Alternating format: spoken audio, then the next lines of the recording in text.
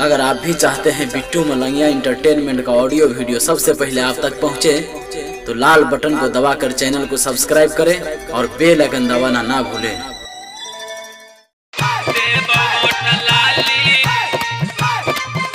अखन अपने सब सुन रहे छी बिट्टू मलंगिया एंटरटेनमेंट के Sumit Satish रेमा presented by DD Production House सकरी। कहाँ जा फैशन सजा के मरै छ कनख दबा के, कहाँ जा फैशन सजा के मरै छ कनख दबा के, मिले 12 बजे दिन के गे देबो होठ लाली तोरा कीन के।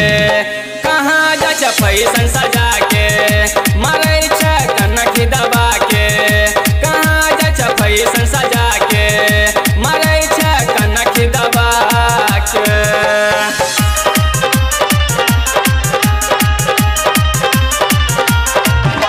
डीजे बिट्टू मलंगिया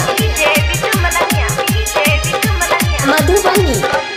काना के बाली देवो के सके गजरा, हमरा से बेसी तू करैने नखरा। काना के बाली देवो के सके गजरा, हमरा से बेसी तू करैने नखरा।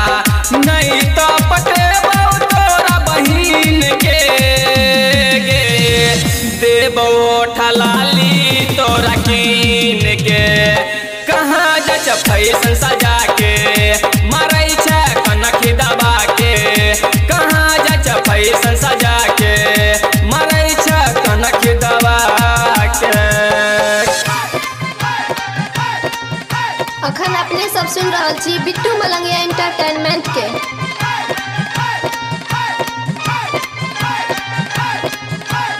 सुमित सतीश रेमा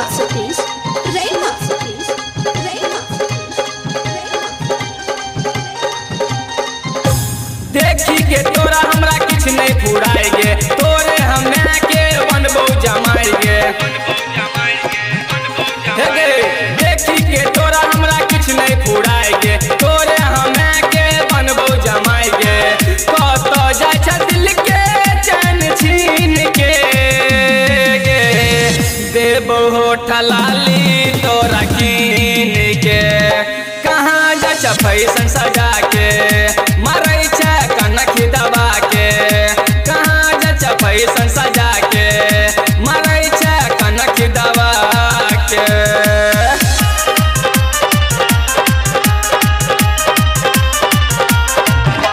डीजे बिट्टू मलंगिया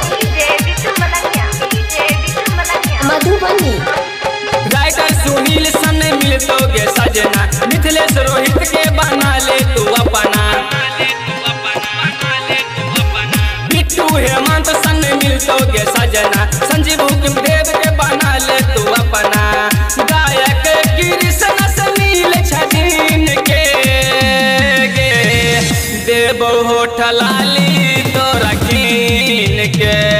कहाँ जा फैशन सजा के मरै छ कनख दबा के, कहाँ जा फैशन सजा के मरै छ कनख दबा के, मिले 12 बजे दिन के गे देबो होठ लाली तोरा कीन के। कहाँ जा फैशन सजा के मरै छ कनख दबा के, कहाँ जा फैशन सजा के मरै छ कनख दबा के, कहाँ जा फैशन सजा के मरै छ कनख दबा के, कहाँ जा फैशन सजा के मरै छ कनख दबा के। Recording by DD Production House Sakri 97 084 45 722।